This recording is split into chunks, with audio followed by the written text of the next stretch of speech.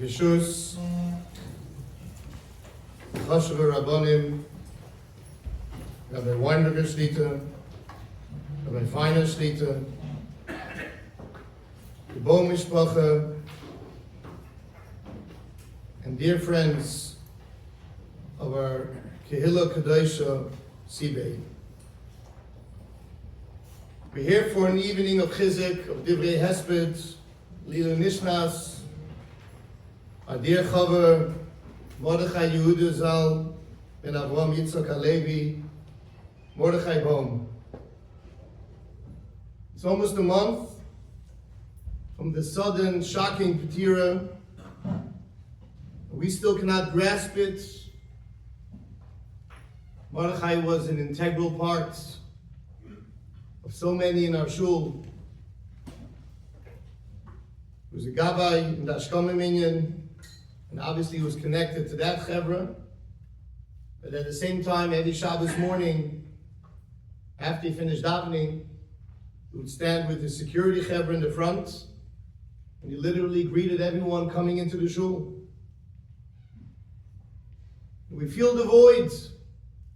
Echad mibnei hachabura shemeis, yidad kol hachabura kula.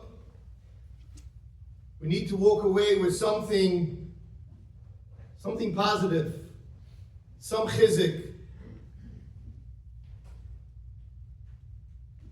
Chazal tell us, kol sheruach habriyos noiche menu, ruach hamokem noiche menu.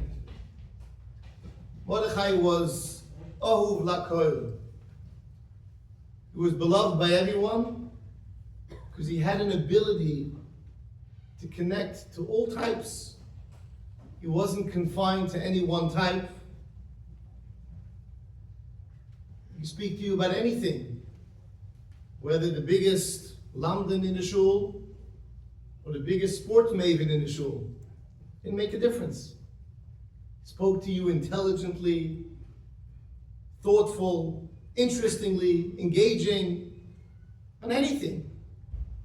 Whether he spoke about the Mesorah, or about the politics in Ger, or he could speak about the Altaheim, and in the same breath he could speak about politics and computers and baseball and hockey.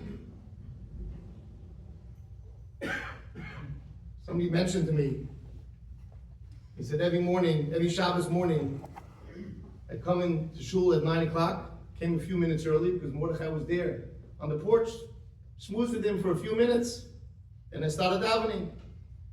And came on his mirrors, I needed to go out for a breather. So I went back out to the porch, and I spoke to Mordechai, continued the exact same point where we left off, and he was engaging everyone. Somebody said it was like fearing Tish on top over there on the porch. He had opinions about everything. He wasn't afraid to share it.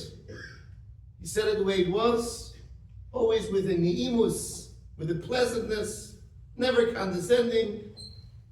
And you listen to what he said. Why was that? What midah did he have? I think 2 points. Titein emes liYaakov, chesed lAvraham. It was an ish emes. It was real. A certain way of looking at things, whether he saw this in his home, his upbringing, the way he thought about things. Remember somebody in the shul was nifta, an old elderly man, part of the Ashkama Minyan. And it was a levaya, a graveside levaya. In the middle of the day, it's hard to come. Of course, Mordechai was there, but levaya. And bothered him afterwards that not enough people came. So he went on the chat, and he let it out. He said, what is this? Where are we coming from? He said it was such a ni'im, such a pleasantness. It was real. Everybody accepted it. He was a good-hearted person, went out of his way to do for others, think of others. Still remember in Sandy, when he made that big meal for the whole Kehillah just about. In his home, he was a computer maven, so his home was, all the equipment and cell phones and everything. That was the center of fixing what you needed to fix. Or even recently in Poland, we got stuck the last day. Some people didn't have ways to get back. He took care of all the food, took care of all the arrangements. It was someone you could rely on. And he got it done because he cared. And therefore, when he told you something, and he said it the way it is, people accepted it. Because it was real, it was sincere, it came from a good place. How can we try to strive to acquire these traits? What can we do? How can we change ourselves and become better people? I just want to share you a short vart. I've said it a few times. I heard it myself over 20 years ago from the Talmud Rebbe. And he says in Parshas Bikurim, it says, "Vanisa v'amalta." When you bring the Bikurim, you have to say "B'koil ram" out loud. And he asked the question, why do you have to say it out loud? Whoever davens loud, dafka, it's miktani amana, because Baruch Hu can't hear you. When you daven quietly, why do you have to say "Vanisa v'amalta"? Bikurim, you have to say "B'koil ram." The Talmud Rebbe said then, he said, because imagine this farmer when he sees his first crop. And he has that excitement, and he's jumping from joy, he's screaming, he's telling everybody. And he's saying "B'koil ram," how proud he is of himself, and how proud he is of his produce and the fruit of his labor. Says the Eibishter, that same "B'koil ram," that same excitement, when it comes to your ruchnius, you have to give it that same all in.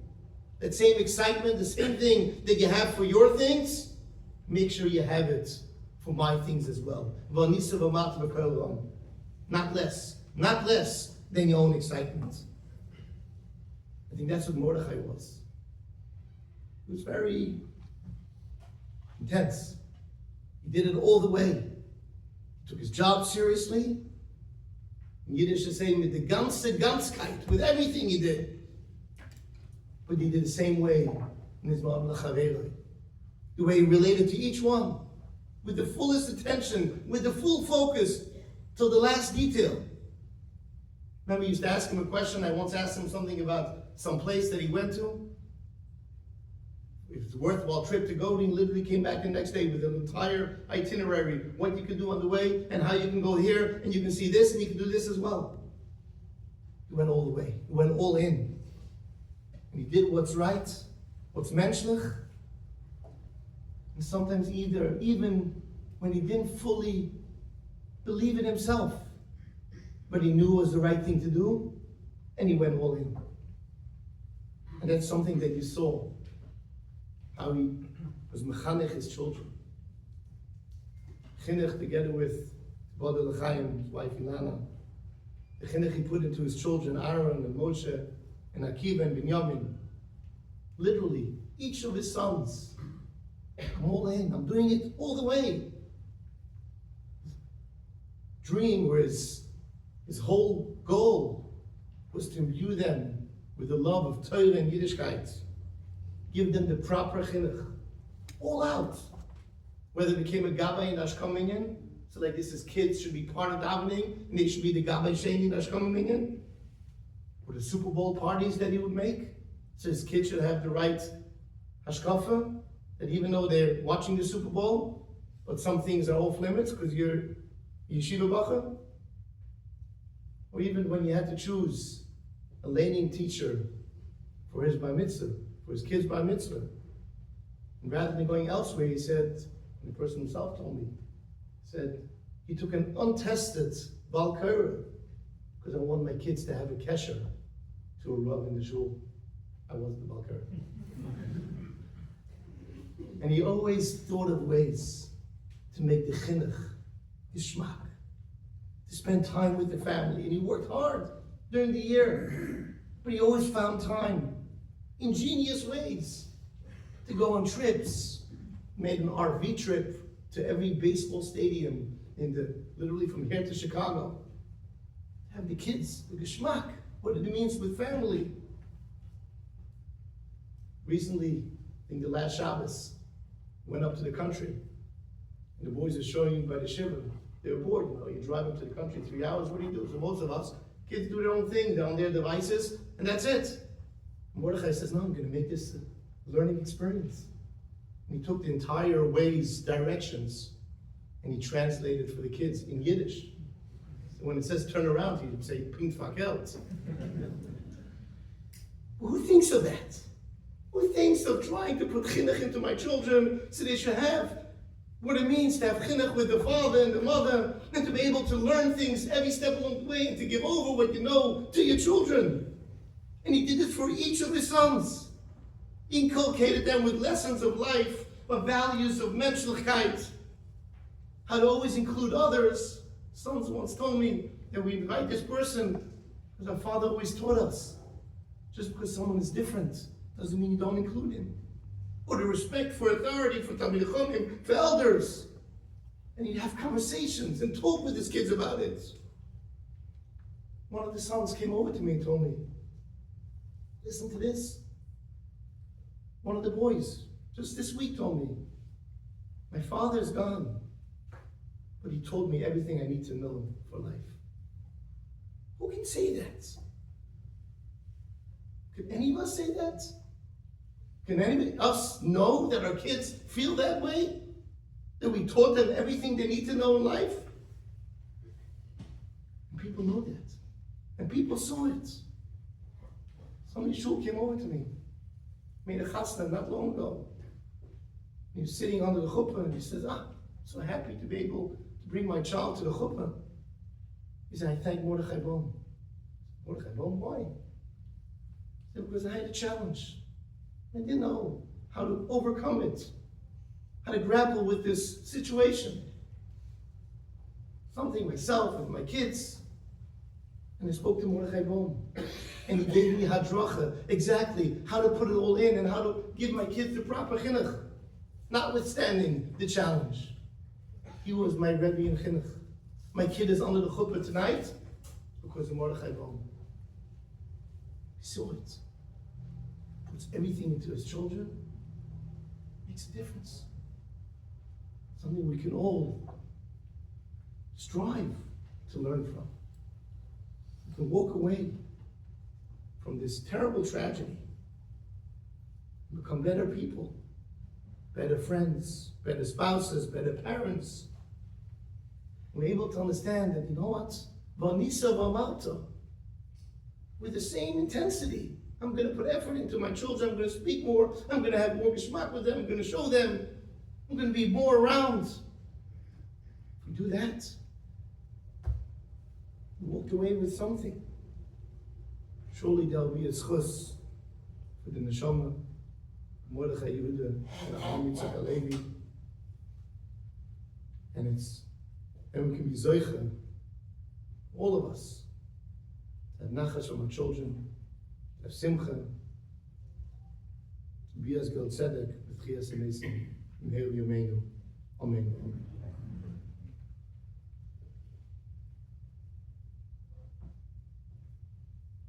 As I thought about this night of Chizuk, I thought to myself, who could we have speak from the neighborhoods, give us the Chizuk,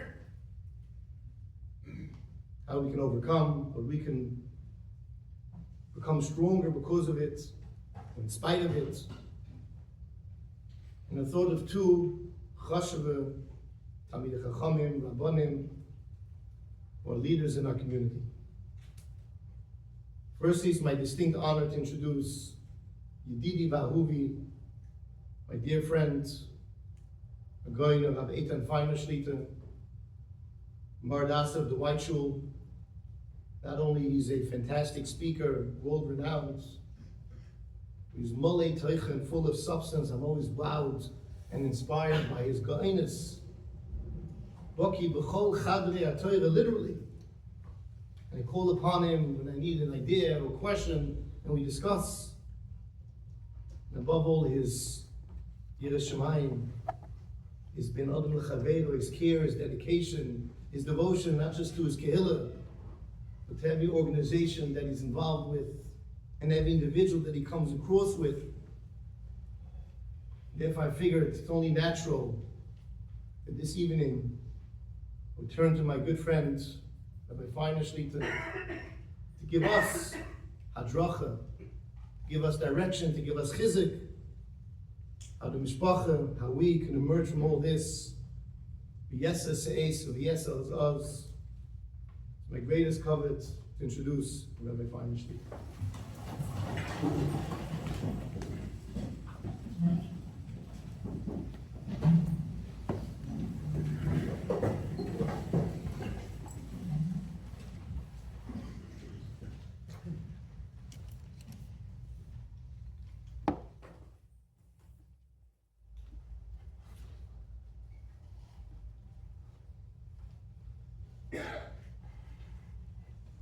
Baruch atah Adonai, Eloheinu, melech haolam, shehakol nihiyeh bidvaro.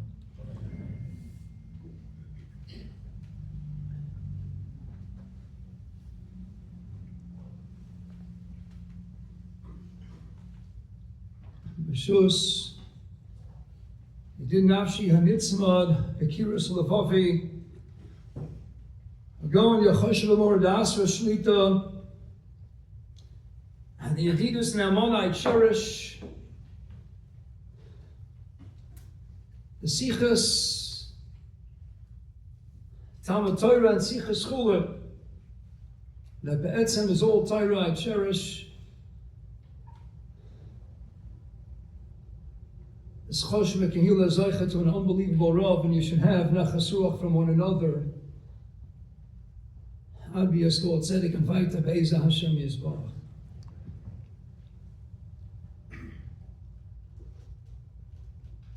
Shus Hagon, Moshe Weinberger Shlita.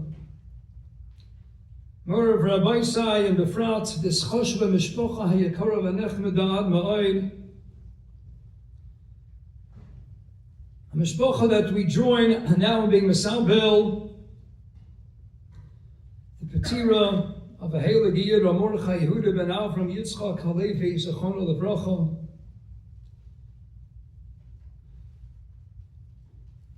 who has left behind a very special and dear Sheshayel Ilana, and their truly special sons Aaron, Moshe, Akiva, Binyamin, Yevodu L'chaim Tovim L'Sholom. L'kushta de Milsa L'fi Emes, I didn't have the schus of knowing Mordechai personally, but I've had several conversations already with Yachoshev Mordechai. I read about the Mordechai as well, and what comes to mind is the Heilige Radomska that the first Shlomo and his Ramazei Purim. And the Heilige Radomska turns our attention to the close of Megillah Esther, where we encounter the mention of Gedulas Mordechai. And then finally, in the closing pasuk of Megillah Esther, Shagilu Yehudim writes the Heilige Radomska, you know what Gadlus is? Gadlus is someone who lives selflessly for Klal Yisrael. Hakoholich achrachisim, as the Gemara Brachos Yud Beis Amud Aleph relates, and when we turn fast forward to the end of Megillah Esther, we close out the 10 prokim that comprise the Megillah. And how do we walk away? You know what Gadlus is? Gedulas Mordechai, someone who dedicates his entire life as Ometzias. Asher Gilu Yehudim, as we just heard Yomor Nasser Shlita point out, quoting Rav Chanina ben Dosa, and Perkei Avos and Perkei Gimel Mishnah Yud Gimel, Kol Sheruach Habrias Noiche Himenu Ruach Hamakam Noiche Himenu, and this was an individual, a Choshev ben Torah, and Emastika ben Ali, about whom we can honestly say, he tapped into etzem of what Gadlus is, the Gedulas Mordechai. Because he was able to relate Ishasher, Ruach, Bo to every single person, computers, Torah, sports, you name it. Was able to relate to Kol Ben Adam V'Adam. And he gave selflessly to his Eishachayil, his children, and to all of the Kehillah, and to everyone with whom he came into contact. That is Gadlus, and that's the Radomsker, not only in his Ramazei Purim, but the Radomsker in Pasha Shema Yisrael Torah. Vayirga Moshe, what is Gadlus? Someone who is Vayetze Yalechav, Vayarbus of Lysim Zok Rashi of Feiner Dalam Akom Nos and Eino Volibel Yosmeitzer Lehem. Someone who is empathetic, someone sympathetic, who commiserated for everybody in need, who was there to relate, there to connect to every single person in an Eish Tzara, and likewise in his man of Simcha. And notice when we turn to Koheles and Shlomo Melech, the Chochmi Kolodim tells us at the outset of Paragimel, and Paragimel, Posek Daled, Eish Sipon, Ve'eish Rekod. Where's the Os Lamed, the prefix of Lamed that expresses all these Eitan? The various Zmanim delineated by Shlomo Melech, 28 Zmanim, and Kamat, all of them. We have the prefix of the Lamed expressed as an infinitive. It's an Eish Lischo. It's an Eish Livnos, an Eish Lister. It should have been Eish Lispod, of an Eish Lirkod. Famous kasha the Gra and so many others have dealt with. Writes the Rebbe, the Heilige Meriemes, Sechusa Yoga, and later in his Sefer Hadikutim. Writes the Meriemes, when Rashi tells us Eish Sipod is a Zman of Bimei Ovel. When we come together to this Choshev of Beis Knesses, to this Mokum, when we come together on a Sunday night to be Misabel, the Heilige Nifter, Mordechai Yehuda ben Avram, Yitzchak, Halevi, Zechonu Levrocha. We don't have to think, it's not an infinitive, it's not a Zman Lispod. Let's think, what should we say? What ought we to be thinking right now? We come together with Mistaref, with the Ovel and the Bechi and the Demos and Choshev of Mishpachas Bo. We don't have to think about Lispod, it comes from a Mela. It's an Esipod. The same way Lahavda, you go to a Chasano, they announce Chosim Kala for the first time, and they emerge onto the dance floor. You don't have to think, oh, should I be focused on finishing my steak, my prime rib, my stuffed chicken? No, the second they come out, that's it. It draws you in, it's a magnet. It pulls you instantly onto the dance floor. And the entire ambiance of the room, it says, get out of your chair. You don't have to think about it, no turning on any figurative, metaphorical light bulbs. Instantly and instinctively, you just jump out of your chair. I have to join, and so too when you are misabel b'yachad, such a choshev heilige yid. Someone who is, as Rashi points out on that mission of someone who's ruach habriyas noche imenu biyadua, that itself is the gilui milsa, that discloses to one and all that taka ruach hamokom noche imenu, the Eibishter loves him as well, and he finds nachas ruach and sichel tov be'enei Elokim ve'odam. If he finds it be'enei odam, then you bet he has found it be'enei Elokim as well. So when we come to share divrei hesped, milah de hespeda, we don't really have to think about much. It all comes mamela. When we mourn collectively the loss of such a choshev, a dear, beloved yid.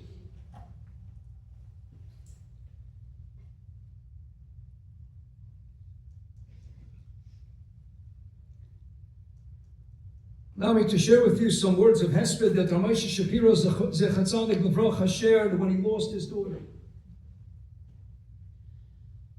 Moshe Shapiro had a number of children. There was a daughter. His Talmidim have told me that he was particularly close with this daughter, a precocious child. Brilliant, and they connected on so many levels. She came down with a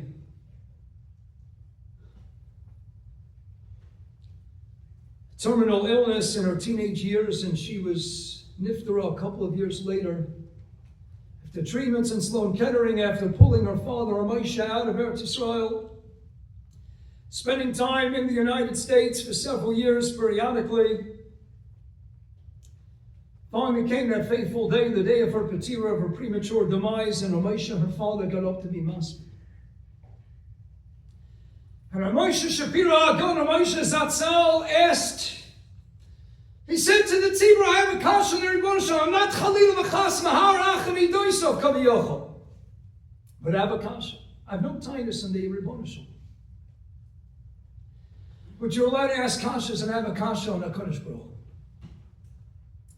And my kasha is, we know that the Eibishter keeps the Torah just as we keep it down here. The Eibishter kaviyochel is shomer all the Torah mitzvahs, and is kisei hakavod and based on shomaylo. So continue Ramosha. We have a well-known Gemara Kedushin Daflam and Amad Beis, and either Daflam and Aleph Amad Beis, Tana Rabban, the Gemara cites of Raisa. Shloisha Shufan Heima Adam Al Kodesh Baruch Hu Va'oviv V'Imel. There are three partners that all participated.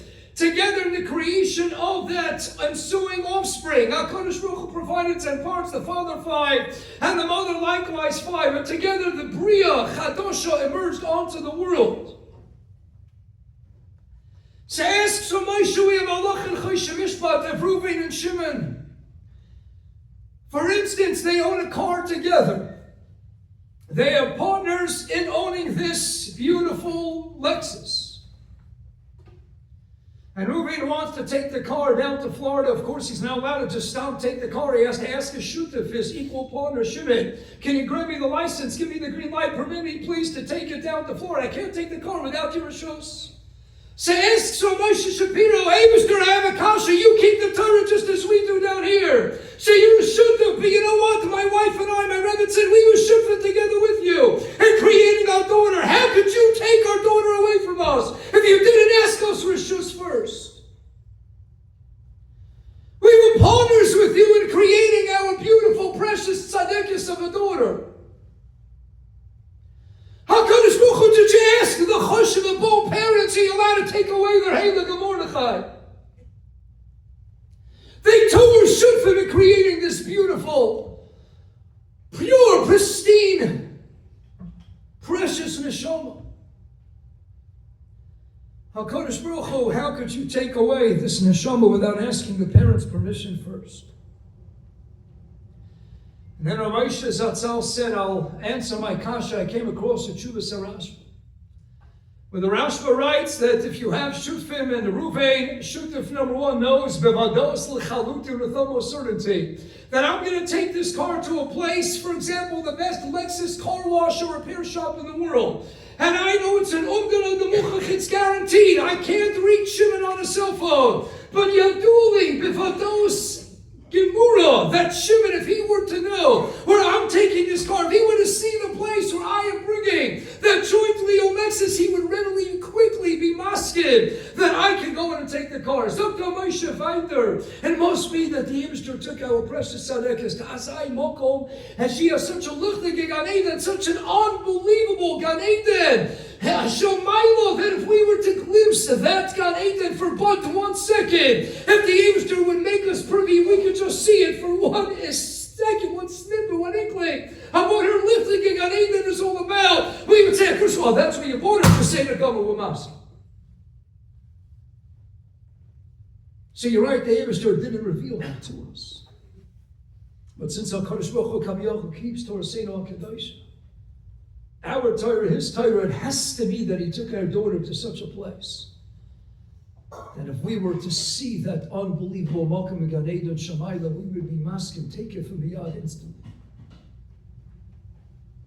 And that was the answer to Moshe's kasha. I think the Boehm parents, how painful and difficult it is. But Bal Korchach Tzarech Leimer, it has to be that way. That it's not shaya for HaKadosh Baruch Hu to take away Mordechai Yehuda prematurely. Unless he was bringing this Heilig and Neshama Tazai Lichtig Gan Eden Shamayla, that the parents of all his Chaverim and Yedid and the Mishpacha HaYekara would but witness, would see, would catch but a quick glimpse of what his Gan Eden Shamayla looks like. And perhaps we could be solve the difficulty of his departure. The Ramban had a Talmud. Talmud was simultaneously a huge Talmud Chacham and Tzaddik Yesod Olam as well. Contracted a fatal disease, and it was nearing the end of his days. And the Ramban approached this close Talmud, the Talmud Muvik of his, and he says, when you go up to Shemayim, I know your Petira is near.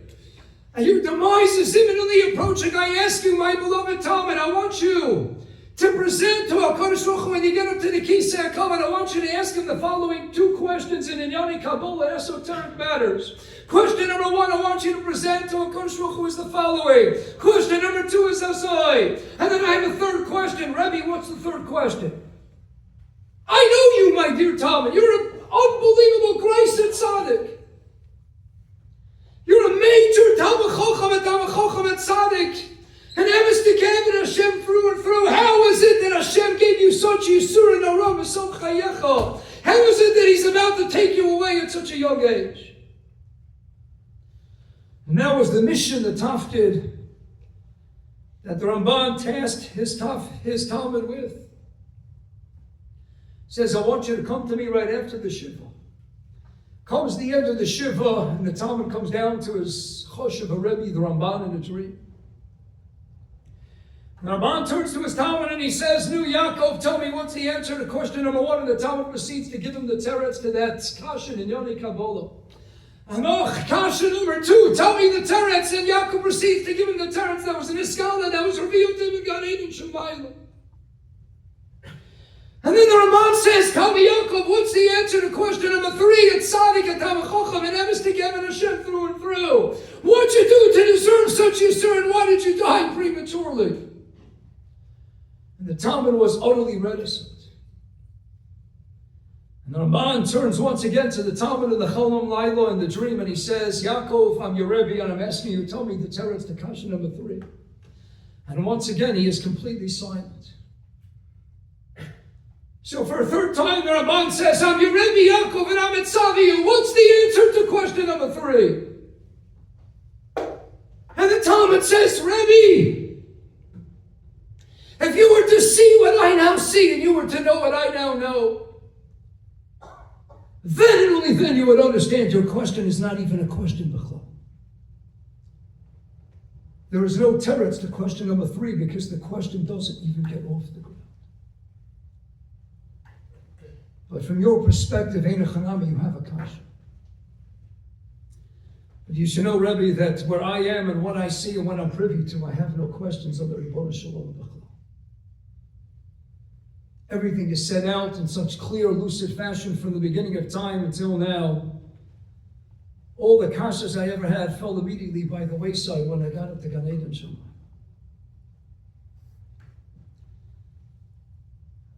On the heels of that, let's turn to Rav Shlomo Kluger. Shlomo Kluger in his droshes, he says, how do we understand Rabbi Akiva, one of the Asuru Malchus? The one about whom we read in Menochos Chavtes and Rabbi Moshe Rabbeinu Kishala Moshe Lamoro. He saw a Heilig Yid who was tying on Ksarim to the Isios HaTorah. And he said, Roy, Shetinasi HaTorah, you're the aims to worship with me. You should have given the Torah I gave Rabbi Akiva. Rabbi Akiva, the Megillah Amukas writes, Ofanai Gimel of a Beches, the Chidah in 6 places. The Sircha Menachem in Medrash Pli was Masik Shar Chamishin, Shar Anun. Even Moshe Rabbeinu, Rosh Hashanah Chafalach on the base couldn't be masig that Dargis Chamishim of the Nun Shari Bina, the Nun Shari Torah, Rabbi Akiva was masig Azai Madrega, and yet what? Masreka Shabazol, he met such a torturous death. The Malach Shari said, Zoi Torah, Zoi Schar Eivishter, how could you do this to Rabbi Akiva? Different Neschos in the Gemara Brochas, Tav Samach Menachos Chavtes, in the Medrash Eila Eskara. One nusach is that the Eibush responds to his celestial courts and heavenly angels, and he says, Shtokach also b'machshava lefane, keep silent, this is my machshava, and if you don't remain silent, I'm going to be master the world to tovavo. Pashtus, you walk away from that. The Maimer Chazal, the Eibush Kamiyachu is threatening, I'm going to destroy the world and return it to its utter state of desolation. Explains Rav Shlomo Kluger, that's not the intent, that wasn't the Eibush's response to his Malach Eoyah. Explains Rav Shlomo Kluger in the droshes. HaKadosh Baruch Hu is saying, Malach Eoyah, you want to know why am I treating Rabbi Akiva in this gruesome fashion, Masreka Shabazo scraping off his skin while he's still alive? How could that be? I'll go and Olam Vitani Eluki, the Heilige Rabbi Akiva. If you want me to explain why Rabbi Akiva is enduring the Yisurin Aram that he currently has to endure, I would have to press the rewind button. I have to bring the world back to Tovavo. Not beginner and Onish Chalila, not a punishment after destroy the world. If you want me to explain why Rabbi Akiva is presently enduring the Yisurin that he has to suffer through, you want to know why any Yid has to undergo his or her own predicaments and ordeals and travails and tribulations, then I have to press the rewind button. I have to bring the world back to its initial state of utter desolation of Tovavo. And I have to play for you all the manifold events from the beginning of time and the interplay of all the relationships from Adam and Chava through where we are today, all the billions of people, through all the trillions, the zillions of worldwide events, have to play for you all the interplay of everybody and all the yesod of Gilgal and Shabbos. If you want to understand why Rabbi Akiva has to endure what he personally currently has to endure. We take a snapshot and we say it doesn't make sense. Eibishter, why do we have to suffer?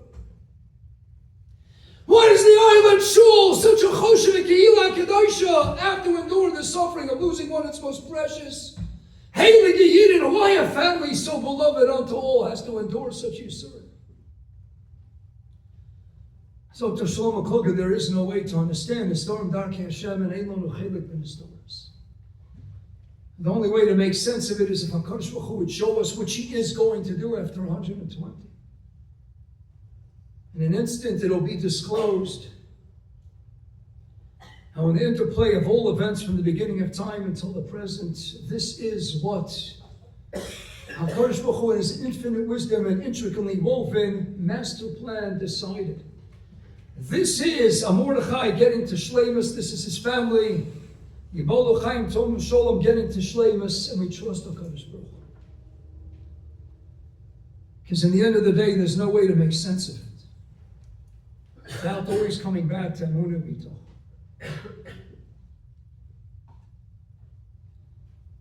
So let's now turn to the Choshev Mashpir Amaylech Piram in Shlita. Now, Amaylech said years ago, if we were to sum up the two questions that plague us incessantly throughout our lives, we could say that all the questions we have, they can be encompassed within the following two. Question number one is Lama. A Yid asks, we get up in the morning and we say, Eibishter, Lama, why all the pain, why all the suffering? Why did we need all the pogroms and the crusades and the Holocaust? And on October 7th, and why do we need the 6 hostages getting killed? And the 3 boys years ago in Asher Waxman? And why do we need the Heilige Mordechai taken from us in Toshin Peidal and Eibishter? It doesn't make sense. Lama, why are you doing this? Why do we have to suffer so much throughout history? And Mahia, question number 2, Mahia, what's going to be in life? What's tomorrow going to bring? What's going to be? Is this war ever going to come to an end? When is Mashiach Tzidkenu going to come already? What does the future hold in store? Lama, why is this happening? And Mahia, what's going to be in the future? Zok Amaylech Piram, both gargantuan questions that encompass the Ray and all the myriad questions that plague us incessantly throughout the life. They both can be answered with one succinct answer with but one word, and that's called bitachon. And that's why Lama Memhei is Gematria 75. And that's why Mahi has likewise Gematria 75. And the answer to those and to every question in life comes down to the word bitachon, likewise Gematria 75. And David HaMelech who endured all the Yisur and Aram imaginable to man. David, who suffered so much in his 70 years, he writes in Tehillim Kapitel, cast all your worries, all your problems, your suffering onto the Eibishter, and He'll support you, He'll sustain you. If He carried you here, then He'll carry you through the Nisayah.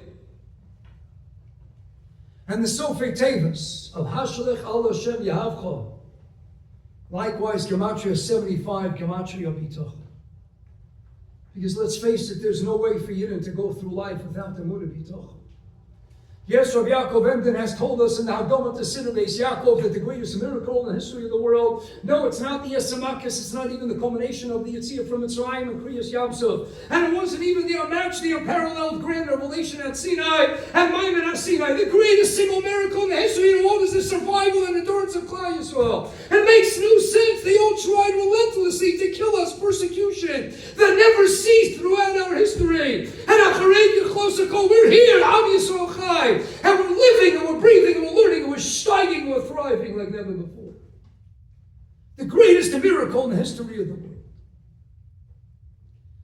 And the only way we do it is, B'chavokuk Tamidin Alachas, in the Treyasar, Chavakuk Per Beis Posik Dalid, B'chavakuk Tamidin Alachas, V'tzadik B'manashe Yechia. Let's face it, tomorrow Rabbi said, it all comes down to the Yesod, the basis of Emunah B'Hashem.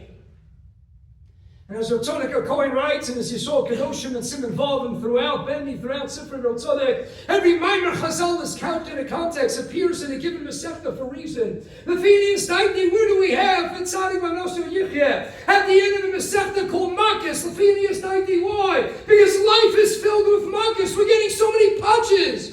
We're getting hit from all sides. We're trying to deal with the hostage crisis. We're trying to deal with Chayalim who are putting their lives in danger every second of the day. We're dealing with it October 7th. And now we have to deal with the loss of a Mordechai and all the Yidden who perished in this past summer. Lama, why is this happening in my year? What does tomorrow hold in store? And it comes down to Emunah B'tochim. At the end of a Masechta called Makis, at the end of 24 blot, 24 hours a day, Nochamaka. You know what the Shiyum in the Milsa is? The close of Masechta Makis is that all of Tayyik Mitzvahs come down to what? Come down to Mitzadik B'Noshe Yechad. There's no way to do it. It's got to be clutching, steadfast, holding tenaciously on to that Yesod of all the Tayyik Mitzvahs, Emunah B'tochim. That's how Klal Yisrael got through Malchus Choshech, and they were able to sing the Shira when they crossed the Yam Suf. It's like Yishmaki, you do it to Gavard from the Heilig Gavil Zerov, Schusi Yogein Oleinu, Rabban Rokeach, Sechatzadik, Bekodesh Levroch.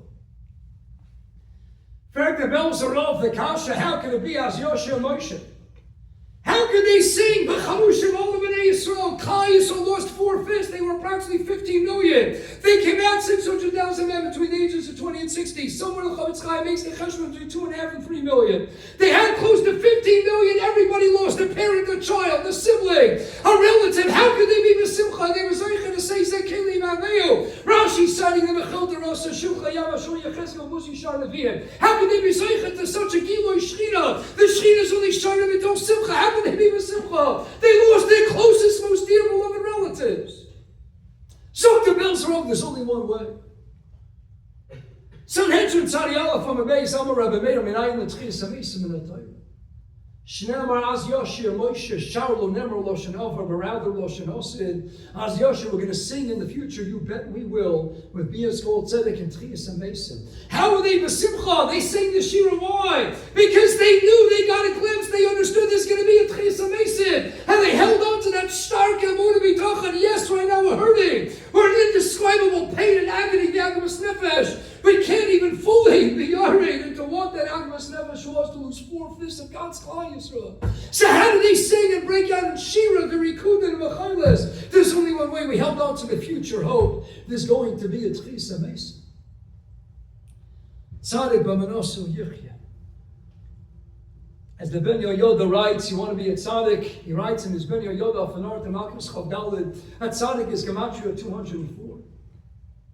A lot of us have Amunah in our Seichel and our Mayach, but for some people it remains forever embedded in their intellect. The Kotzker Rebbe used to say the longest journey in the world is from the intellect, the mind, to the leiv, to the heart. To feel that Amunah B'chush, to live with it 24/7, 365. Can we live with that Amunah B'tochim? It's not coincidental, Rabbi said. I know Stephen Langton, the Archbishop of Canterbury, he broke scriptures and divided into chapters for the purpose of the Judeo-Christian debates in the 11th, 12th century. I in the Arts on Yecheskel, page 442, but in the end of the day, it's not coincidental that Nasav and Ishmael, chapter 24, verse 7 in Sefer Shloshim. Because 24/7 you got to sleep, eat, and breathe in Nasav and Ishmael. Life is hard, but at the end of 24 blot, 24 hours of Makis. This Shiyum in the middle says, Tzaddik B'Noshe Yichim. You want to be a tzaddik? It's got to be Amunah B'Seichel, but it's got to be Amunah B'chush. You got to feel in the lay. Writes the Ben Yoda. Amunah is Gematria 102. To be a tzaddik, one Amunah is not enough. Tzaddik Be'emunah, Bais Ephraim. He has Amunah in his Seichel, in his head, and the realm, the domain of the intellect, but simultaneously he allows it to trickle down and to penetrate the inner recesses of his heart, the Mamoke Halei. Amunah in the mind and Amunah in the heart is 102 and 102, which yields Sachakol 204 Gematria Tzaddik.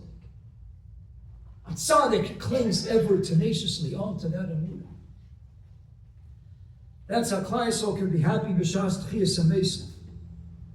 They held on to Amunah B'tochim that b'shas Kriyas Yamsuf, that one day there's going to be a Tchias Amesim.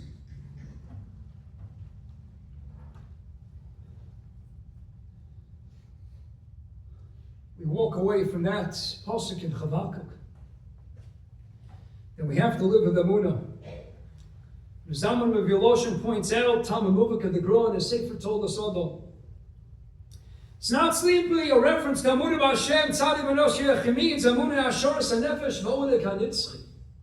It's the Amunah that we know, yes, the family, Alana is Choshev Eish Chayil, and Aaron, Moshe, and Akiva ben Yomin, they're going to see their father one day. Hamez Hashem Yisboch with our Koyach HaTfilo, and our Koch HaTayra, and Agamilas Chasonim V'Cholei, we're going to bring about the Mashiach of Keno V'Koro. And in the hills of Yemus Mashiach, we're going to have Tchis HaMesed. And that's how we hope, because we know Nitzchi is Hashoras HaNefesh, he's around forever. He's in an unbelievable Gan Eden. If we would just say and get a glimpse for one moment, we would say, HaKadosh, now we understand it. And you could take away this Chosh of the Heilig and Neshama from his dear parents. And we could still go weiter in life because we know his Neshama, his beautiful, pristine Neshama goes on in the Netzach Netzachim. That's why the Mavra Yabok, Kadmon and Inoni Avelis points out the contrast, the stark hevdo between the Goyim and Klaiso. When we go to a Kevin, we know the Goyim, they place beautiful looking flowers by the grave. Flowers aesthetically pleasing to the eye, but they gradually decay, they wither and die. And in stark contrast and contradistinction to the Yom HaSolam, when we go to a Matzeva, we take an Evan and we place that Evan and put it atop the Matzeva.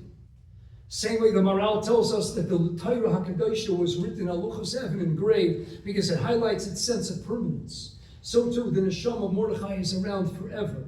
We don't go and put the Prochem, they gradually decay. We take a stone that highlights Nitzchias HaNeshama, the permanence, Evan, as the Sfarim HaKadosh write, and acronym Av Ben Necher, Eim Bas Nechta, continuity, Chutam HaShulashim, here you know, take his Neshama is around forever.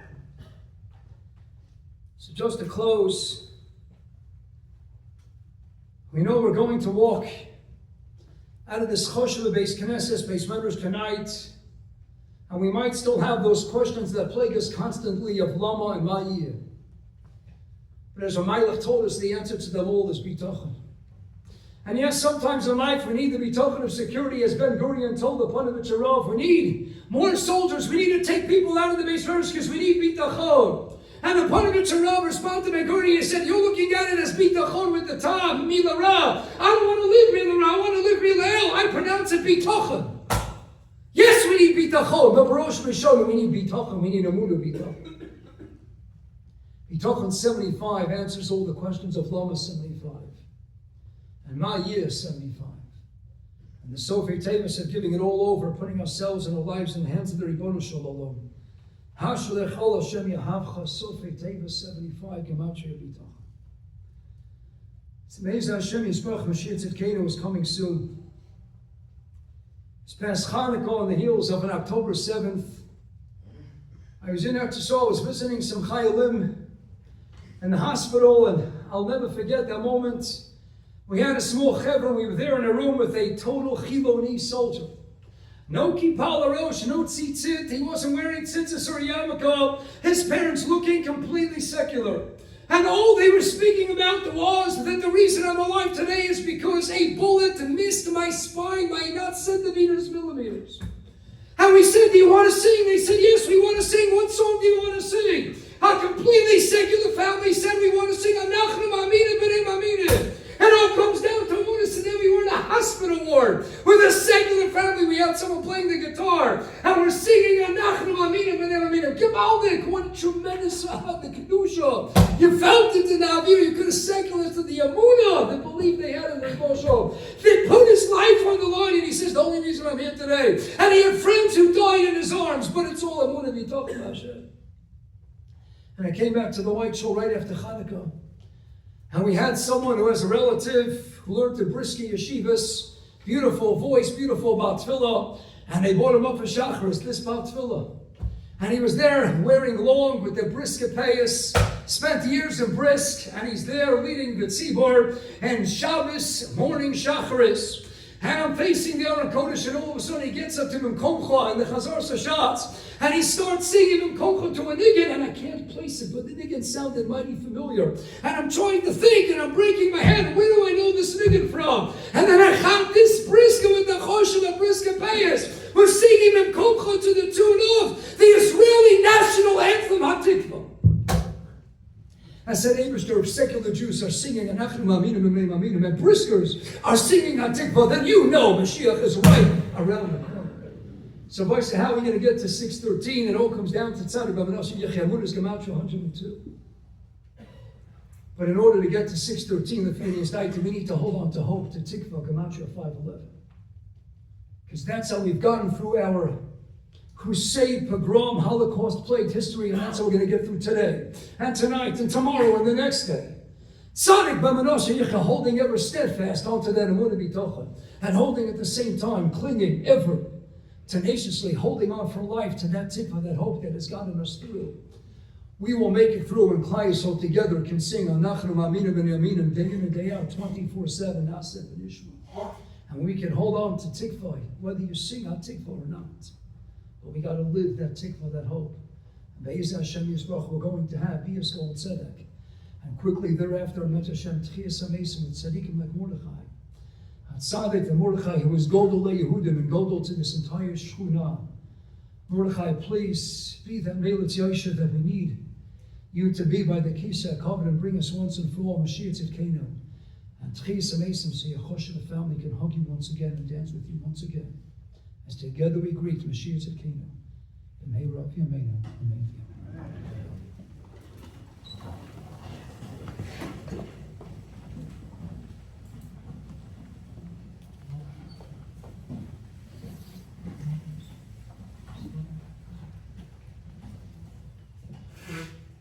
Thank you, Rabbi Feiner, for the tremendous words of Chizuk. I'd like to introduce now, with a tremendous covet and ha'aracha and appreciation, Goyin HaGadol, Rav Moshe Weinberger Shlita. And I say appreciation, ha'aracha, because firstly, as a shul, we have a tremendous hakaras hatov. To Rabbi Weinberger, to the Rav Shlita. 25 years ago, our shul was not existent yet. We were part of Kilas Aish Kodesh. The founding members of the shul, regular Mispalim and Rabbi Weinberger. They decided they wanted a little bit of Aish, but a little bit of their own. They went to ask the Rav, what should we do? The Rav, with vision and foresight, not just prodded them, but encouraged them to open our kehillah. So from a kehillah perspective, we have a tremendous hakaras hatov where we are today because of your vision and your encouragement. And on a pratisdika level, each and every one of us, Rabbi Weinberger Shlita, is synonymous in our community, in the 5 towns, probably in the entire world, with his unique Yedias HaTorah, knowledge, B'kol Chadrei HaTorah, with his warmth, with his Ahavas Yisrael, to bring back a certain pnimius, a deeper understanding of Tereseinu HaKdosha, of Ruchnius, of Yiddishkeit, of Avodas Hashem. And it's something that affected and affects all of us. Rabbi Weinberger, you are Yoshev B'Eish Kodesh, Yoshev B'Kodesh, Mutzudasei Pusal Kol Ha'olam. So that even a Kalta Litvak, Misnagid like myself, started giving a shir every Shabbos afternoon on Pnimius HaTorah. So it's only natural when we're faced with such a tragedy to ask someone that can give us guidance, a little deeper understanding, a direction, a havana, so we can come out mechuzuk, stronger in avodas Hashem, b'yesas eis, u'b'yesas oz. There'll be a teheles, not just a benefit for the neshama of Mordechai Boehm and Avraham Yitzchak HaLevi, but to all of us, the entire killer.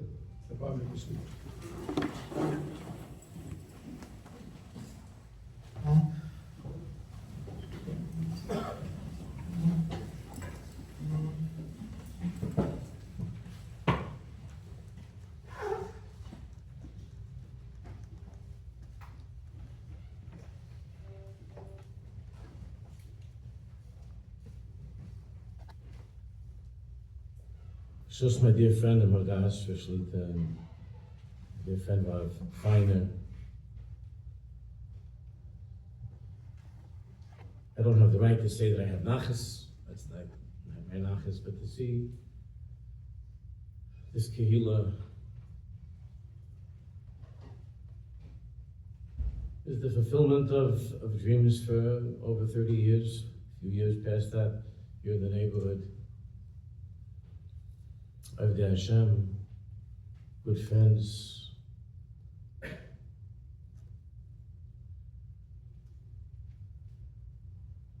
Didn't have the schus to know the dear nifter of Mordechai Yehuda.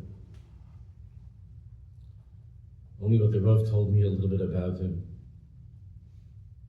And one of the boys from our kehillah, who was so completely tzibrochen, his good friends, he's a good friend of the boys, and he was so tzibrochen. We were walking home together from Shul that Friday night after this tragedy happened, and he was sharing with me the beautiful Shabbos that he had in their home, and how special his friend's father was.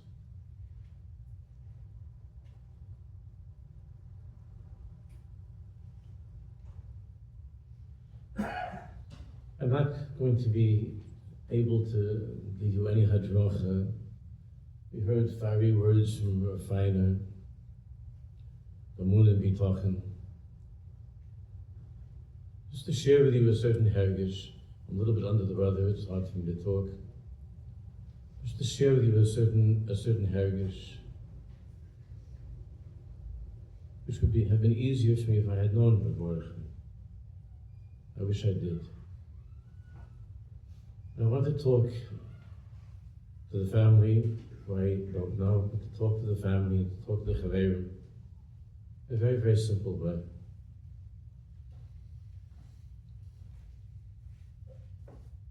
Yisoyim hayinu ein av, that means not to have a father. What does it mean? Haisa ka'almana, Chazal, the Medrash Ke'almana, but here we're talking about a young almana mamish, not Ke'almana. All of Am Yisrael feels Ke'almana. But the almana mamish, parents, family. Many years ago, there was a very big Hasidic chasana with the great Tzaddik Yisrael Olam Rabbi Harnsteipler was there together with many, many other Rebbes, many Tzaddikim. And there was such a tumult because there were thousands of Jews coming from all over Russia and Poland to this wedding. And it was a little bit sad for the Chassan and Kala because nobody was particularly interested in the Chassan and Kala. Because they never saw in their lives such a lineup of Rebbes. So the Chassan's Tish became a Tish for Klal Yisrael, and these tzaddikim were at this long table, and there were lines going out the door, long lines going out the door. And the Jews were waiting in line. Each one with a broken heart, each one carrying a bekel. And it didn't make a difference which tzaddik. They just wanted to be by one of these great Rebbes. They were all lined up. Thousands of people. It was going on for hours and hours and hours. Poor Chassan and Kala.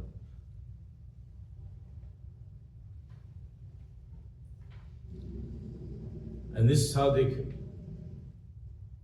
Rabbi Harnsteipler, was the son-in-law of the Rebbe Chaim Schus Yaleinu.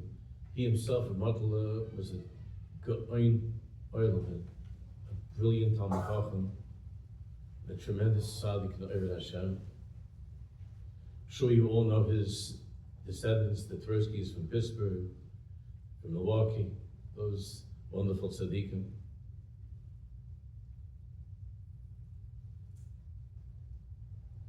So Mordechai Harnsteipler was at the table, and people coming with and they were bringing kvittels. They're bringing kvittel. And he was trying for some time to read a kvittel and to give a bracha, and to read another kvittel and to give a bracha.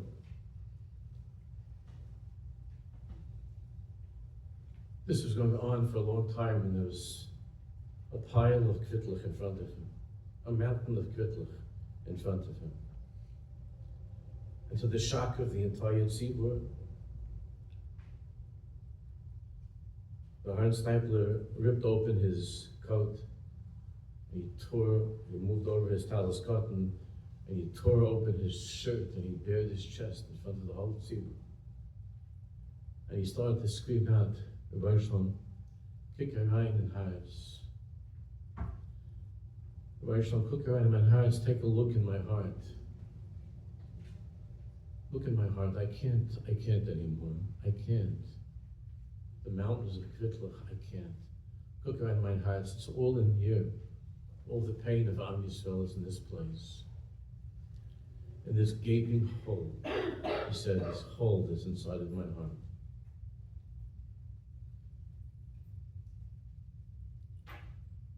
So what's a family to do?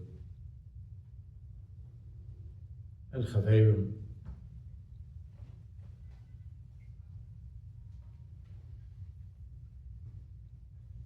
when you're tormented by this gaping hole, or the emptiness that comes with the loss of this Tyre Yiddah, this dear Jew, Mordechai Yehuda,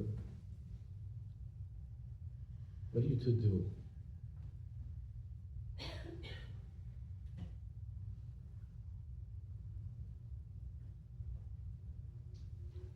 So you have a Megillah. It's the Megillah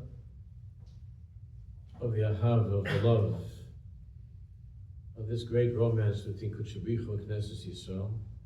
It's of course Shir Shir.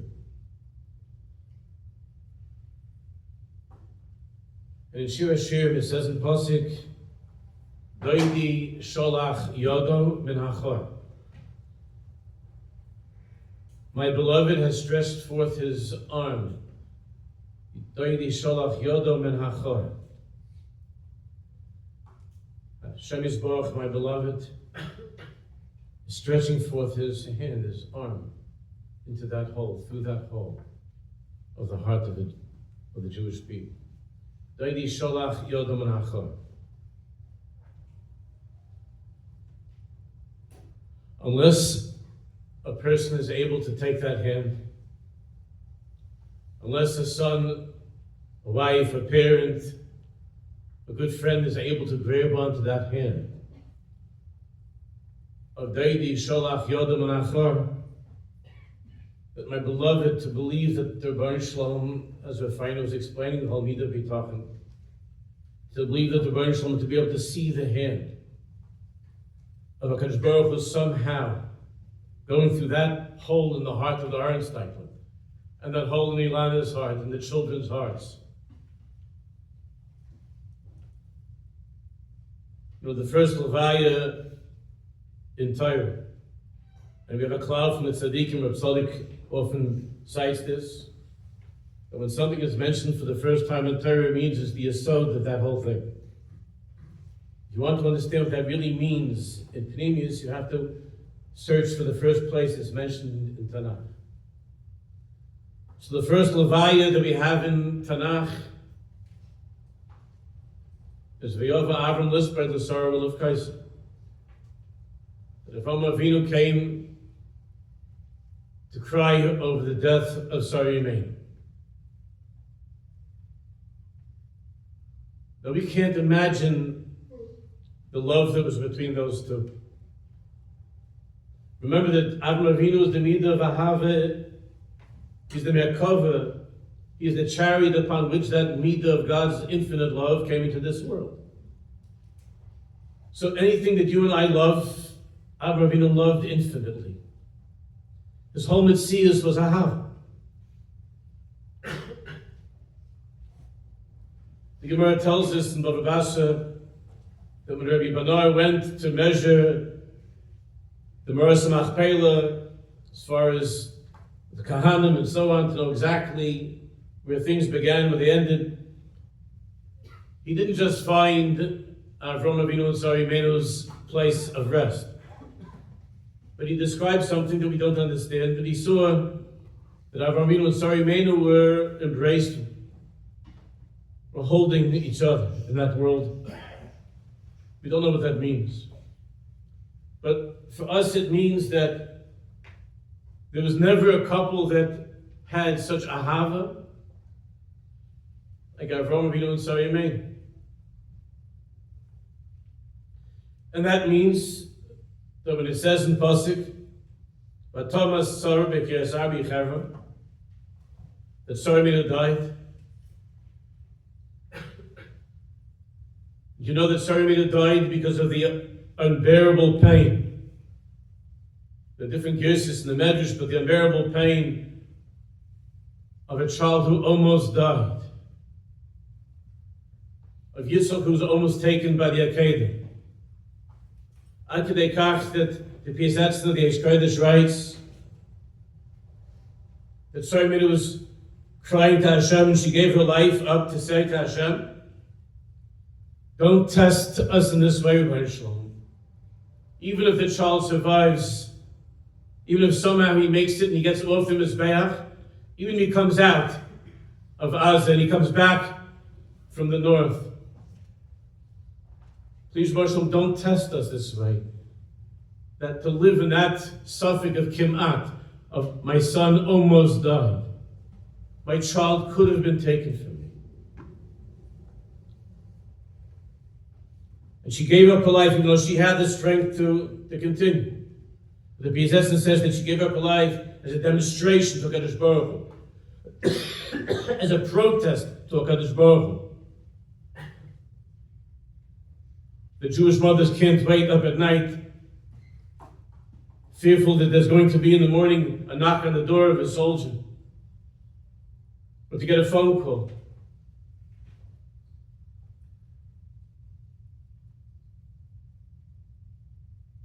So Vatoma Sarah, the Kiryas Arba Chevron, Sarah Imenu gave her life up for us. And Vayava Avram Livkais L'Sarah, List by L'Sarah Livkais, and Avram Avinu came to say hesped, to cry. So therefore we have to believe that since there was never ever a husband and wife who adored each other, who loved each other, who as bound to each other, as Avram Avinu and Sarah Imenu,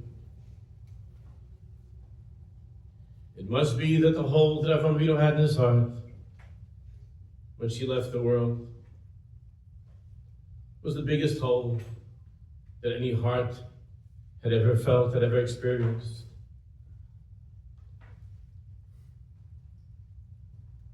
But the pasuk says right afterwards, "V'yokem Avram al pnei Mesa," that Avram Avinu stood up. V'yokem Avram al pnei Mesa, that Avram Avinu stood up. Though later when the Shiva ends, I'm sure some of you unfortunately have experienced sitting Shiva. When the Shiva ends, it mixes Hayam Kekula, that means that the Shiva is completed by the morning after Shabbos.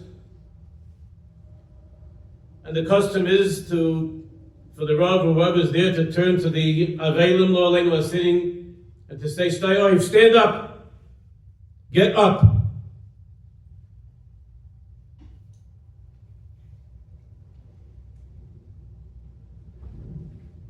And the koach that we have to do that comes from Vayokem Avram al pnei Mesa. And the koach that we have, that I saw in my own home, that my parents, after the Milchama, after the Holocaust, losing everybody in their families, the Vayokem of my father, the Vatokem of my mother, and the Jews that I saw around me,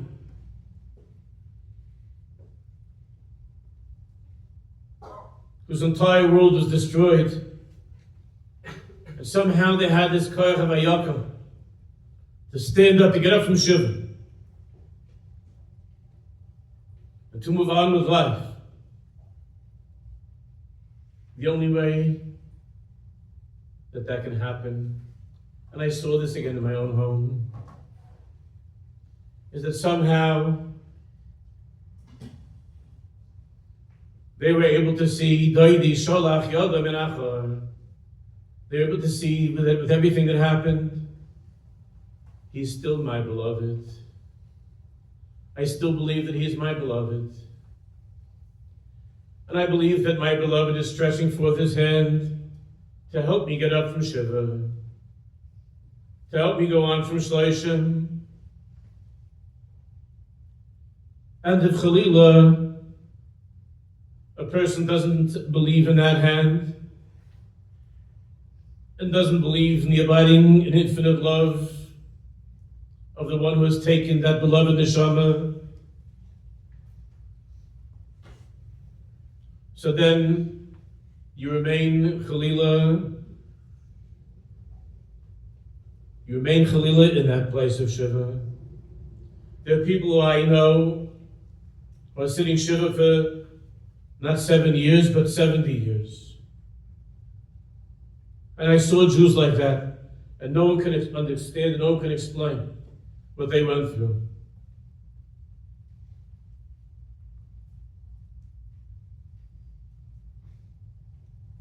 But how do you do that? How do you mechazik yourself? Where do you find the amun b'tachin that Rabbi Feiner was talking about?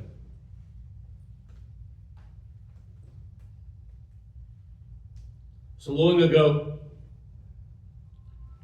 the Navi said,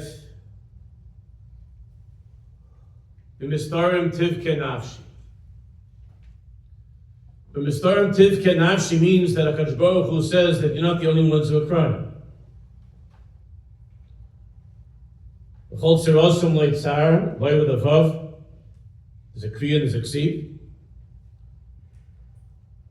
And HaKadosh Baruch Hu himself is Kalam Yiroishi, Kalam Yisroi, Kalam Yiroishi. Even though we don't understand what that means, because every one of us feels like saying, you can end this suffering. But as Feiner was explaining, that's a cheshbon that goes back to the beginning, and we don't understand.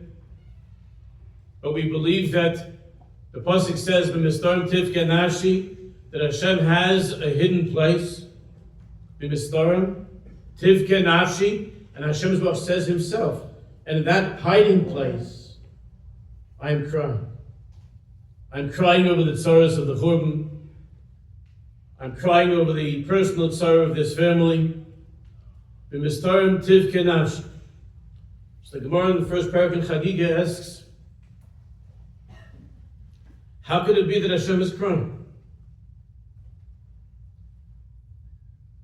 It says in Pasuk, Oyis v'chedva b'mkayim. Oyis v'chedva b'mkayim means that with Hashem there's only joy. Oyis v'chedva b'mkayim. So what does that mean? B'mistarim tivke nafshi. Oyis v'chedva b'mkayim. So the Gemara's answer is mysterious. And the truth is, there's a difference between Rashi and Rabbi Nechanel there on the Gemara of how to explain this answer of the Gemara. The Gemara says, Ho b'bate gavoy, ho b'bate baroi, which means that when it says in Pasuk Mitzvah Tivke Nafshi, it says Hashem is always happy. Here it says Hashem is crying. The Gemara says, Hababate Gavoy, Hababate Baroi means that on the outside, the Bate Baroi, Hashem seems happy.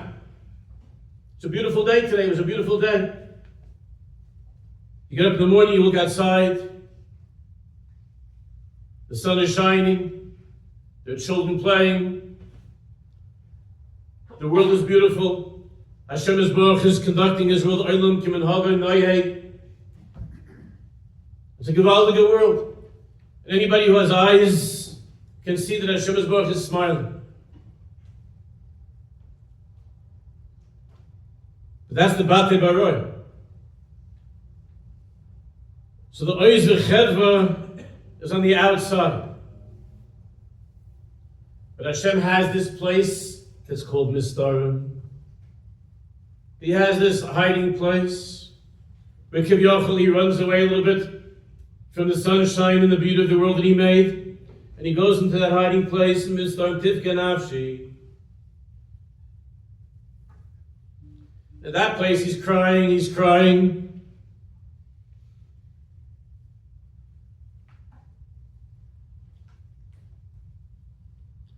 And so it is with a family, the wife, children, parents, so it is with the family. Life goes on. There was Shiva, now there's going to be Shloshim. And everybody will continue on with their lives, remembering and feeling that permanent hole in the heart from which Mordechai Yehuda was taken, and that hole that it leaves in the heart that will never, ever, ever close.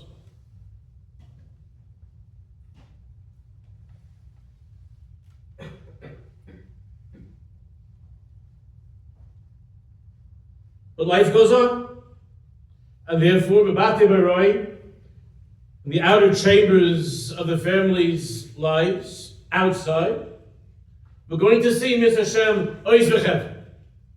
They're going to be simchas, they're going to be chasnas, Miss Hashem, grandchildren, irei niklach. They're going to be coming to everybody else's chasnas. Their lives, Mitzvah Shem, will be filled with gewaldige Oiz V'chever, gewaldige simcha, a tremendous amount of sunshine.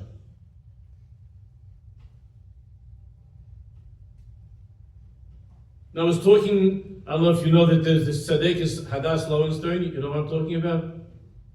Her husband, Elisha, Hashem Yikam Dama, was killed early in the war. And Hadass was in New York last week. She came to my house to speak to my wife and myself. And she is like a rock. My wife and I are still talking about it. She came to get Chizuk from us, and I could barely say a word, and all we experienced was the wonders of the strength of a Jewish mother, of a Jewish wife. The Chizuk that she gave us.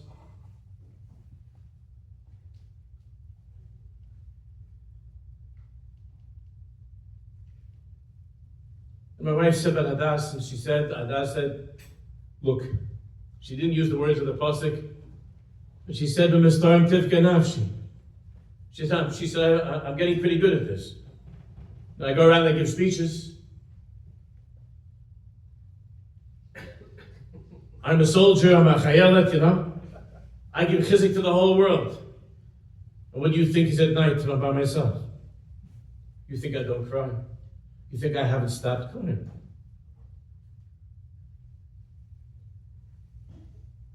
So during the day, the wife goes about her business. Life goes on. There's a family. Hadass has 6 children. She's busy. Here, Kleiner Har, we have a beautiful family. And life goes on. And you're with friends and with other family. And you're smiling. Go to Shul. But all of that is B'batei Baroi, that's only on the external and the outer chambers of our lives. But there's such a Bochei Sivka B'layla. There's such a B'mistarem Tivka Nafshi. There is that hole that's so deep and so painful. There's that place that's called Batei Gavoi, the inner chambers of the life of the Boehm family. And even those of you who are dear friends, who are close friends of Mordechai Yehuda, and certainly the Rav who told me how much he loved Mordechai. And there's a hole that's there. And there's the B'mistarem Tivka Nafshi. Even though the Batei Baroi could everything goes on, and Oilam Kamin Haganoye, but the Batei Gavoi of life in the inner chambers of life. I remember around 15 years ago, so I was talking by Yiska, and my father, Zechron Levracha, was there. And my father was a person who I think maybe only 2 or 3 times in my life did I ever see him cry. And it was for just an instant.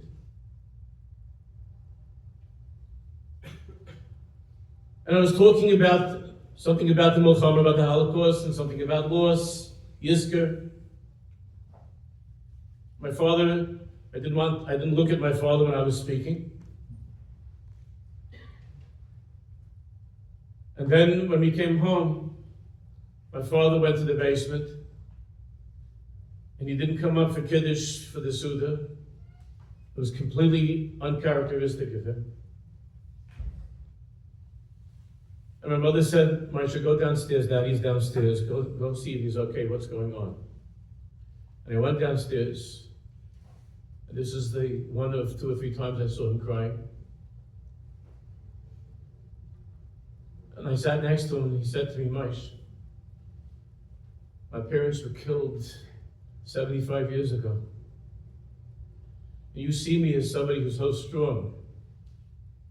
My brothers were killed, and you see me as somebody that's so strong. But there isn't a day in my life that I don't think about them. There isn't a day in my life that inside of me, in the batik of who I am, that I'm not crying.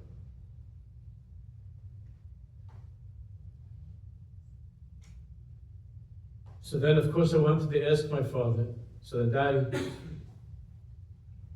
how do you do that? Is that an act you've been putting on all these years? Because I grew up in a very happy home. My father never spoke to my sister about the war, only to me. My mother, Bichlal, didn't speak about it. She also never ever agreed to go to Yad Vashem or any other Shavai Yom HaShoah memorials. She said, I don't want to go to these things. I lived myself through it. I don't need it.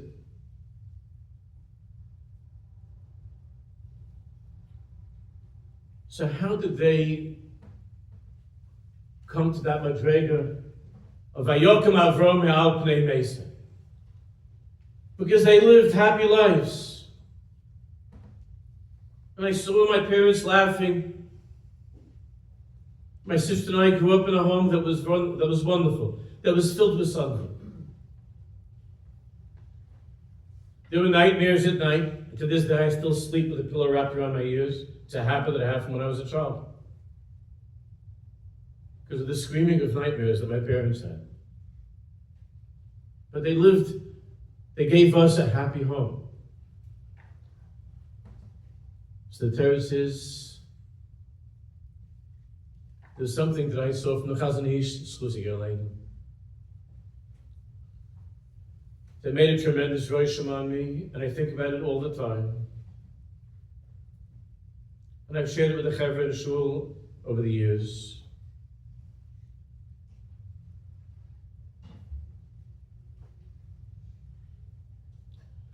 You know, the Chazon Ish wasn't only the guardian of the generation, really of generations. The Chazon Ish was a Chiddush.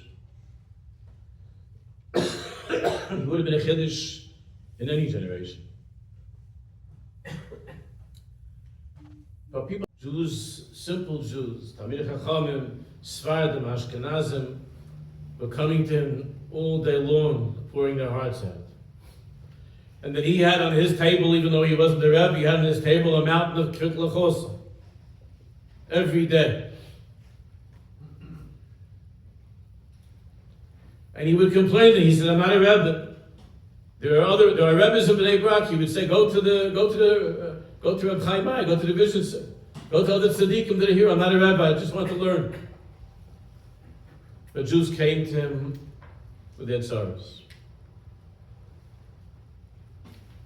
So one day, the Gabbai was taking care of things, and there was a particularly horrible story. The last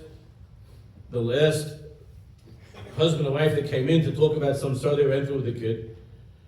And after they left, and that was the end, the door was locked. So the Gabbai saw that the Chazon Ish, right after that family, the parents left, right afterwards, the Chazon Ish just open up his Gemara and continue learning the sugya that he was learning in the morning. And the Gabbai, inside of him, the Gabbai felt that this was odd. How is it possible? This is what he was thinking. He didn't say a word. How is it possible for the Chazon Ish, after all the stuff that he heard throughout the day, which the Gabbai was there, how is it possible? Kilo, nothing happened. Kilo, he didn't hear about this one dying, and this one going off the derech, and this one's sick, and this one doesn't have any money, and this one's cow died. After all that he heard, Kilo, nothing happened. He just sits down, he starts to steig in the Gemara. It was simple. He begins to learn. And the Chazon Ish must have picked up on this, either with his Ruach HaKodesh, or just his keen insight into people. And he saw that the Gabbai was troubled by his behavior. But listen to what the Chazon Ish told him. The Chazon Ish said to him, whatever the guy's name was, Yankel, I know that you're wondering, how is it possible for me to just open the Gemara now and learn after hearing all this Jewish suffering that I heard throughout the day? And it seems to you that I'm heartless and that I have no feelings. So I want you to know that every single word that I heard today and every single tear, I did not allow any tear that was cried in this room to fall on the floor. Every single one I took hold of. And I want you to know that I feel the pain of these Jews and all of the suffering of these Jews has gone into a very, very deep part of who I am. But if you're wondering how am I just now opening the Gemara and with such a geschmack and such a simcha, I'm moving ahead with my life, with my Gemara after all that I heard? The answer is that even though the stories that I heard and the suffering that I saw reached a very deep part of me, there's a place that's called Mistarim that it reached that hidden place inside of me. But I want you to know that there's a place inside of me that's even deeper than that. And that's where I am. That's where I am right now. I'm in that place that's even deeper than that. When I heard that story, actually, there's a Talmud of mine there who told me that story, and then I looked it up. I finally was able to understand my father in the basement. My father, Zechron Levacha, who lived the life of Eish v'Ched v'Bamkaimai. In the Batei Baroi, there was laughter, there was joy. But then in the Batei Gavai, in the Mistarim, in the hidden part of his life, there was what he told me himself, he never ever stopped crying all those years for his family, and for his community, and for his Rabbi. But then how did he get up from the basement? Because he did. And how did he get up after the war? Because the Chazon Ish said that there are Jews, but they're able to find within themselves a place that's even deeper than the Mistarim that's crying. And that's the place that Feiner was talking about. That's a world of Tzaddik B'Manosa Yichya. That place of Emunah. It's the Kodesh Kadoshim of a Jew. Again, I don't know the family, please be marchel me. But the only way that you're going to be able to get up from Shiva, from Shloshim, from the year, and the only way that you're going to be able to continue on, despite the hole that's in your hearts, that will be there till 120.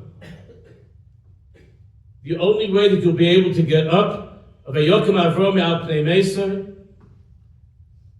if you're able somehow to see Doidi Sholach Yodoi Min Achor, to see the hand of the beloved that's reaching out to you from that hole that's in your hearts, in your lives. Now, Hadass told us a number of things. One of the things that she told us was this. She said that she was feeling one day recently particularly terrible. She couldn't stop thinking of Elisha, of her husband.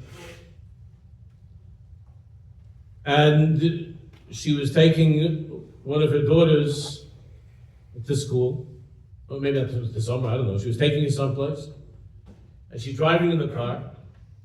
And she said that she was at the light. And she was thinking about Elisha, about her husband. And here she's the strong mother, right? She's always...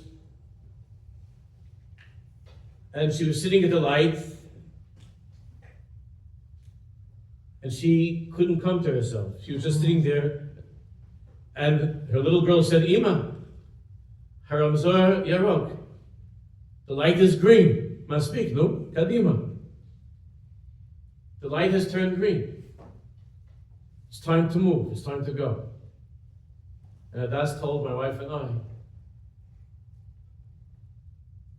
that Hashem sent those words into the little girl's mouth. When the little girl said, Ima, the light is green. You're never ever going to forget Abba. None of us are ever going to forget Abba. You're never going to forget Mordechai Yehuda. But Ima, the light is green. Kadima.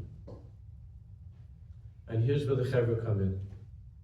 And I'll end with this.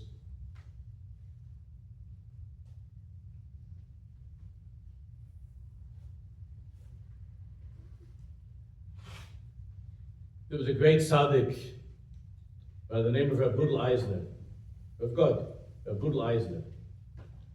This Rabbi Eisner was a verbrannter Ger Chassid. He was the mashpia in the Chidush Harim Yeshiva in Tel Aviv.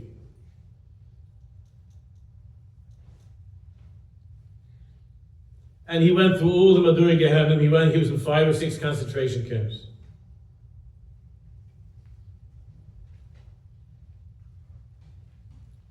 And once on Purim, Toiv Lev HaMelech B'Yayin, when Rabbi was drinking a little bit with the Hasidim,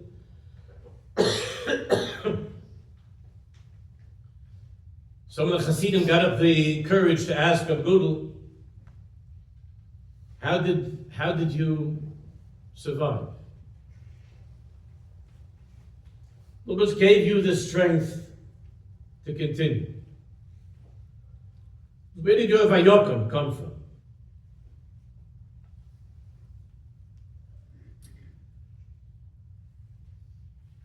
So Gudel, in Ger, they don't talk that much. That's an Indian of Kotz and Pshisk and Kotz. The deepest emotions you keep inside of yourself. Hungarians are different. I'm a Hungarian. But the Polish have a different mahala. But it was Purim, and Ketayv Lev HaMelech B'Yayin, and Rabbi Eisner said, I'll tell you. He said the name of the last camp that he was in, I don't remember. He said that the war was already ending. We saw the planes, American planes, we heard there was noise, things were happening. And we were in this last camp, and we didn't know if we'd be able to survive, whether the Germans were going to kill all of us on the spot. But we saw that the Germans, Yamach Shemam, were very, very busy trying to cover things up and move things around. We didn't know if they're going to just leave us there and run. They're going to kill us. We didn't know what they're going to do. But there was a big commotion.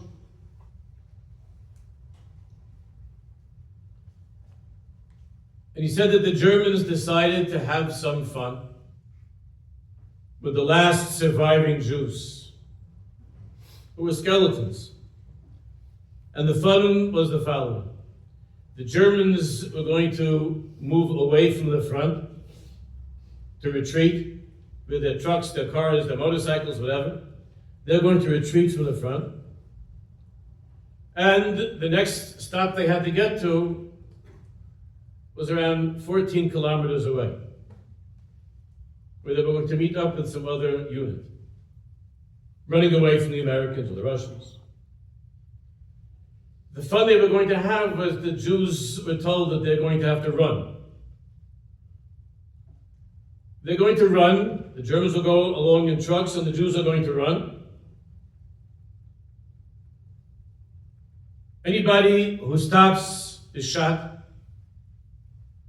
Anybody who falls down will be shot. And those who make it will make it, and will allow them to live another day. So Gudel said that this was an impossible challenge. He said we could barely walk, let alone run. And we knew where the next stop was. They told us the place. But they lined them all up, and the Germans gave the order, and Gudel said that we began to run. And from the very beginning, after 30 seconds, people are falling. We have shooting and screaming and shooting and screaming. And there's another few minutes of Gudel's trying to go on, and all around, so I think altogether around 150, 200 of them. And everywhere people are falling and people are getting shot all over. And Gudel said to the Chevri, he said to the Chassidim, that I just came to that point where I couldn't go on anymore. And I decided I was going to stop. And I was going to say a Kriyish if I could, and to meet my family in Shemayim and my Rebbeim in Shemayim. I was done. I couldn't go on. And I was about to say Kriyish to slow down. And all of a sudden, from the back of the line, I still don't know, he said, I don't know who that was. I heard somebody scream out, "Good life, life!" He saw that I was slowing down, and he screamed out, "Good life, run! Good life, run!" And Rabbi Eisen said, I don't know how that worked. I don't know why. But somehow that shrine, that scream, "Good life," that somehow it kept me going. I don't know if he survived, I don't know who it was. I didn't dare turn around. I just kept on running. And from the 100, 150 guys that started out, he said there were only 11 of us that survived.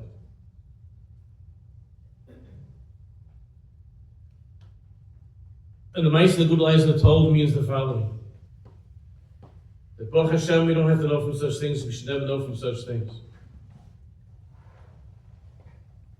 It's the responsibility of all the Chaverim to be people in the lives of this beautiful family that scream in different ways, life, life.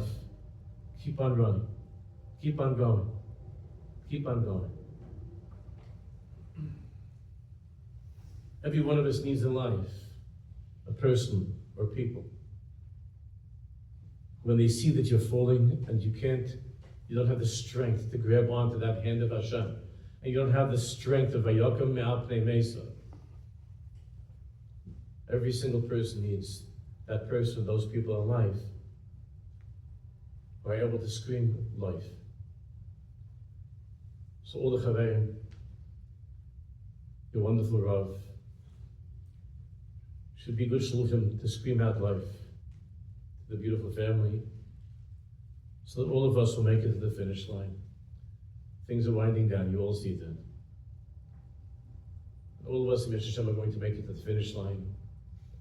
And when we get to the end of this unbelievable marathon of history, when we get to the end line, see the face of Mashiach Tzidkenu, we're going to be Zeichen with Hashem for that time,